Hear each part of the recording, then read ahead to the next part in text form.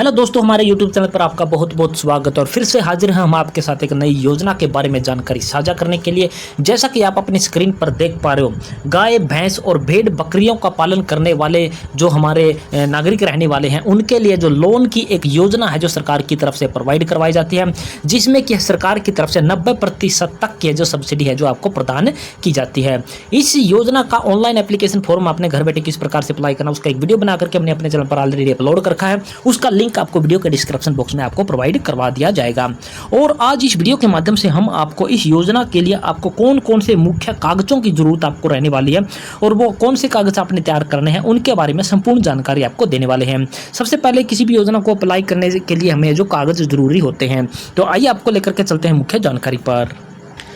तो सबसे पहले आपने इस योजना के लिए जो डॉक्यूमेंट अपलोड करना होता है वो आपका होता है पैन कार्ड। यानी कि जिस भी सदस्य के लिए आप इस योजना को अप्लाई करने वाले हैं उस सदस्य का पैन कार्ड बना हुआ होना चाहिए और उसकी एज है जो 18 वर्ष से है जो ऊपर की होनी चाहिए। यह नहीं कि किसी 18 वर्ष से कम कैंडिडेट का है जो पैन कार्ड बना हुआ है और उसका आप योजना का फार्म अप्लाई करोगे, उसका योजना का फार्म है जो अप्लाई बिल्कुल भी नहीं हो पाएगा। 18 से लेकर के 60 वर्ष तक का कोई भी व्यक्ति है जो इस योजना का है जो पात्र माना जाएगा। तो सबसे पहले डॉक्यूमेंट आपका क्या रहने वाला है, पैन कार्ड आपका रहने वाला है।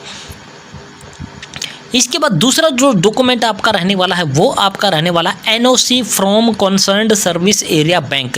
यानी कि जिस एरिया जो भी आपके एरिया में है जो मुख्य बैंक आपका रहने वाला है, या फिर यूं कहें कि जिस बैंक में आपका जो खाता रहने वाला है, जिस भी बैंक के थ्रू आप लोन लेना चाहते हो उस बैंक से आपको क्या है एक एनओसी लेकर के आनी होती है और वो एनओसी आपको है जो अपलोड करनी होती है।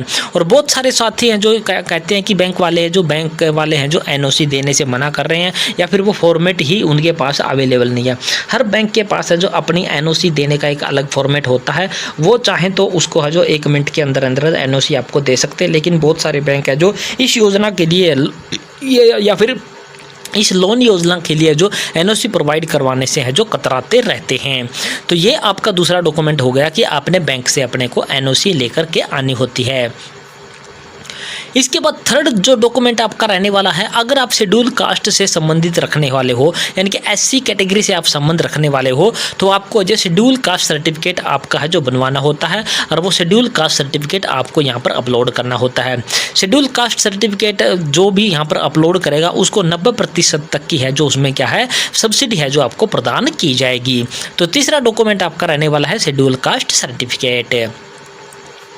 इसके बाद चौथे डॉक्यूमेंट की बात करें तो आपका चौथा जो डॉक्यूमेंट आपका रहने वाला है वो आपका होता है बैंक पासबुक। यानी कि जिस बैंक के थ्रू आपको है जो लोन मिलने वाला है, जिस बैंक से आप एनओसी लेकर के आए हो या फिर जिस बैंक में आपका जो बैंक अकाउंट रहने वाला है उस बैंक की जो पासबुक आपकी होती है उसका जो पहला पेज होता है जिस पर प्रिंट होता है, जिस पर सारी डिटेल प्रिंट होती है, उसका जो प्रिंट आउट का जो आपने पीडीएफ बनानी है या फिर जेपीजी फॉर्मेट में आपने यहाँ पर है जो अपलोड कर देना है। ये चारों के चारों डॉक्यूमेंट जो भी हमने अभी बताए हैं ये चारों हैं जो आपने पीडीएफ में या फिर जेपीजी फॉर्मेट में है जो 1 MB तक का डाटा के साथ आप है जो पोर्टल पर अपलोड कर पाओगे। तो ये तो हो गए आपके मुख्य डॉक्यूमेंट जो आपको कंपलसरी अपलोड करने हैं।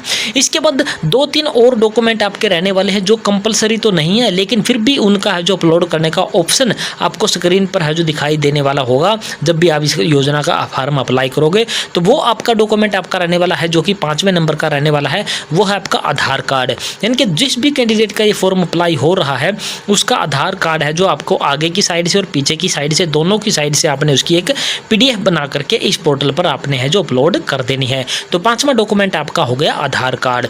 इसके बाद छठा जो डॉक्यूमेंट आपका रहने वाला है वो होता है बीपीएल राशन कार्ड। अगर इस योजना को अप्लाई करते वक्त आपने बीपीएल राशन कार्ड में वहाँ पर येस पर टिक मार्क लगाया है कि हमारे पास बीपीएल राशन कार्ड है, तो आपको यहाँ पर बीपीएल राशन कार्ड है जो डाउनलोड करना जरूरी होता है। तो आपने जो अभी आपका जो बीपीएल का राशन कार्ड बना हुआ उसकी एक पीडीएफ फाइल आपने अगले पेज की और पिछले पेज की बना लेनी है और उसको यहाँ पर है जो अपलोड कर देना है। इसके बाद जो अगला एक और डॉक्यूमेंट जो कि 7वें नंबर पर आपको दिखाई देने वाला होगा जब पोर्टल पर आप देखोगे, वो होता है आपका डिटेल ऑफ डायरी ट्रेनिंग। अगर आपने कोई 7-8 दिन के जो ट्रेनिंग वगैरह है जो डायरी यूनिट के लिए आपने ले रखी है, तो उसका कोई सर्टिफिकेट भी आपको जारी किया हुआ होता है। अगर वो आपके पास अवेलेबल है तो आप यहाँ पर अपलोड कर सकते हो, अदरवाइज उसको खाली आप छोड़ सकते हो। यह आपका कंपलसरी आपका नहीं रहने वाला है। ऑनलाइन एप्लीकेशन फॉर्म फिल करते वक्त आपको वहाँ पर ऑप्शन होता है कि आपने डायरी की ट्रेनिंग ले रखी है। अगर ले रखी है तो आपने वहाँ पर यस पर क्लिक करोगे तो आपको यहाँ पर अपलोड करना जरूरी होगा। अगर वहाँ पर आप नो पर क्लिक करोगे तो यहाँ पर है जो डॉक्यूमेंट अपलोड करना आपका जरूरी नहीं रहने वाला है। तो ये आपके मुख्य है जो डॉक्यूमेंट आपके होने वाले हैं, जो कि आपने है जो गाय भैंस या फिर भेड़ बकरी लोन योजना का जो फॉर्म अप्लाई करते वक्त आपको अपलोड करने होते हैं। और ये आपको हमने है जो पूरे के पूरे डॉक्यूमेंट सातों डॉक्यूमेंट है जो हमने यहाँ पर है जो क्लियर कर दिया कि पहला नंबर पर आपका रहने वाला है वो आपका पैन कार्ड है, दूसरे नंबर पर आपका बैंक NOC रहने वाली है, तीसरे नंबर पर शेड्यूल कास्ट सर्टिफिकेट, चौथे नंबर पर आपका जो बैंक पासबुक, पाँचवें नंबर पर आधार कार्ड और छठे नंबर पर BPL राशन कार्ड और सातवें नंबर पर आपका क्या है detail of the diary training आपका सर्टिफिकेट आपका हो सकता है। तो ये थी पूरी जानकारी दोस्तों कि आपके गाय भैंस या भेड़ बकरी लोन योजना का फॉर्म अप्लाई करते वक्त जो मुख्य डॉक्यूमेंट आपने अपलोड करने हैं वो कौन कौन से रहने वाले हैं, उनके बारे में संपूर्ण जानकारी इस वीडियो के माध्यम से हमने आपको प्रदान करने की कोशिश की है। और आशा करते हैं हमारे द्वारा प्रदान की गई पूरी जानकारी आपको पसंद आई होगी। पसंद आई तो हमारे चैनल को आपने सब्सक्राइब कर देना है। सब्सक्राइब के साथ साथ वीडियो को अपने दोस्तों मित्रों के साथ आपने शेयर जरूर कर देना है। तो जय हिंद, जय भारत दोस्तों।